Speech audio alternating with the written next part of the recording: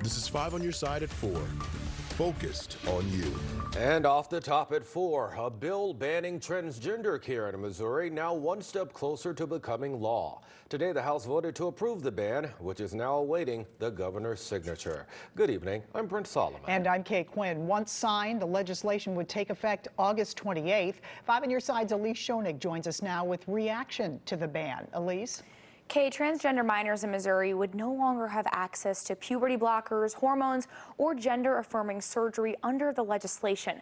Now, minors who want to get care will have to go through a series of therapy and assessments first. It does have a grandfather clause for kids that are already receiving that care. Several trans advocacy groups and families with trans children were heartbroken to hear this news. Now, I spoke with 5 on your side's political analyst, Anita Mannion. She says this could put doctors in a confusing position of what type of trans care they can offer and to which patients. Now, she also says it could cause some patients to go elsewhere for this type of care. At a time where Missouri and St. Louis are losing population, these sort of restrictive laws can contribute to more population loss because people want to be in a state where they can get the care that they want. Now, there is an additional ban that is heading to the governor's desk here. This one prevents transgender girls and women from playing on female sports teams. All right, thank you, Elise. Right now, Kansas City is considering becoming an LGBTQ sanctuary city for transgender people seeking gender-affirming care. Under a proposal by LGBTQ advocates, the city wouldn't prosecute or fine any person or organization that seeks, provides, receives, or helps someone receive transgender care. If the council committee passes it today, the resolution would go before the full city council tomorrow. Well, 5 on your side has learned the circuit attorney's office is not moving forward with charges for the woman arrested in a double shooting on Cherokee Street. St. Louis police say they were told by Kim Gardner's office that it's due to a lack of evidence. The shooting happened Saturday night. Police arrested the woman, seen in these security images, showing her and a man they believe are responsible for the shooting. They say they also know who that man is, but he's not in custody. Right now, St. Louis police are looking for a woman who shot and killed a man in North City. Officers were called to that shooting on Summit Place near West Florissant Avenue. This was around 10 last night. They found Brandon West from Spanish Lake dead in the street.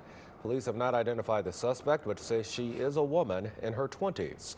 Anyone with info should call Crime Stoppers anonymously at 866-371-TIPS. The legal team for St. Louis Circuit Attorney Kim Gardner filed new motions against Missouri Attorney General Andrew Bailey.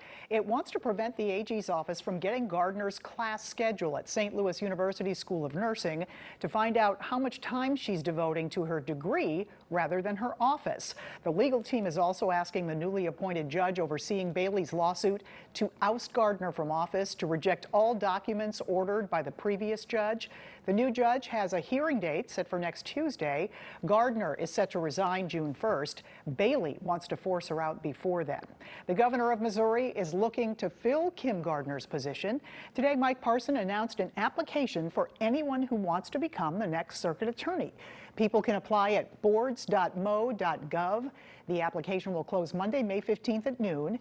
The next circuit attorney will take over June 1st when Gardner resigns. All right, let's go ahead and see if we can get some live images now over downtown St. Louis. There we go. Another nice afternoon to get outside. But the humidity is about to return along with the rain. Chief Meteorologist Scott Cotto now with your weather first forecast. And that process already started down to the south of St. Louis, where we've had a couple of scattered showers popping up this afternoon. A few rumbles of thunder too down Interstate 44. You see that cloud cover, pick it up as you go down 55. We're seeing an increase in the metro area. Here's the look at your weather first Doppler radar. And again, around the metro, nice and quiet, but we look down to the south. Here across the eastern Ozarks, we've had these little showers and thunderstorms bubbling up. None of this severe, but you have had a few downpours in there, maybe even a little bit of small hail. The larger area of more widespread showers is percolating farther south across Arkansas, down into western Tennessee, Mississippi, Louisiana, and Texas. And that is moving in our general direction. We're at 80 degrees right now in St. Louis, so a pretty comfortable afternoon, but the humidity levels are coming up and the rain chances will follow. Those showers southwest of St. Louis will come to an end as the sun sets this evening, but showers and a few thunderstorms will return tomorrow. We do expect the unsettled weather to continue into the weekend.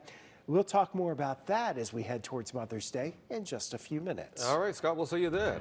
Well, our Way Forward series focuses on all of the organizations making an impact in our area. And this week, we feature Give STL Day. It's the 10th year as community members support local nonprofits all across the St. Louis region. And today, our Justina Coronel is highlighting behavioral health response and their crisis intervention efforts. Suicide Lifeline, this is Andrea. How may I help you? With every call coming through, clinical care specialist Andrea Kostadinovic knows their program can be a lifeline. We are doing everything from de-escalation, from providing in-the-moment support, from getting them connected with services. She's one of the staffers at Behavioral Health Response, known as BHR. It's a service that's funded by the state. We've been doing that work for 30 years, and recently we became the state's largest 988 provider. Since 1994, BHR has grown, even becoming one of the call centers for the Suicide Lifeline 988. Anywhere from 30 to 40% of those folks are dealing with an active suicide crisis. They are struggling with suicide thoughts. And in fact, the data is telling us right now that particularly our young folks are having more suicidal thoughts than they've had in the past. 988 is at an additional 4,000 calls per month for the state, and we expect that to rise. We expect it to actually double over the next year. A bump in calls means a bump in hires. We've been hiring nonstop. We've been hiring anywhere from 3 to 5 a week. Now the chief clinical officer is getting the word out, hoping to gain financial support for its ongoing efforts. We use that money to support our clinicians. Our clinicians work 24 hours a day, 7 days a week. We have people coming on at all hours of the day to make sure that line is staffed all the time. So we'll use that funding to do things for our staff, to treat them and to support them in the hard work that they do. It'll go towards specialists like Kostadinovic, who'll bring that support directly back to the lines. They're never alone, and just by reaching out and really allowing for somebody to hear and help can make a huge difference in their life. For more information on this organization and others, go to ksdk.com/project5.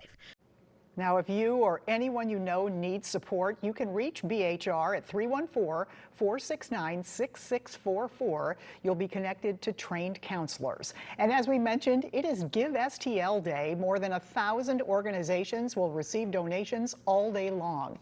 You can help right now. All donations are tax deductible. To donate, simply text GIVE to 314-425-5355 or go to ksdk.com/give to learn more.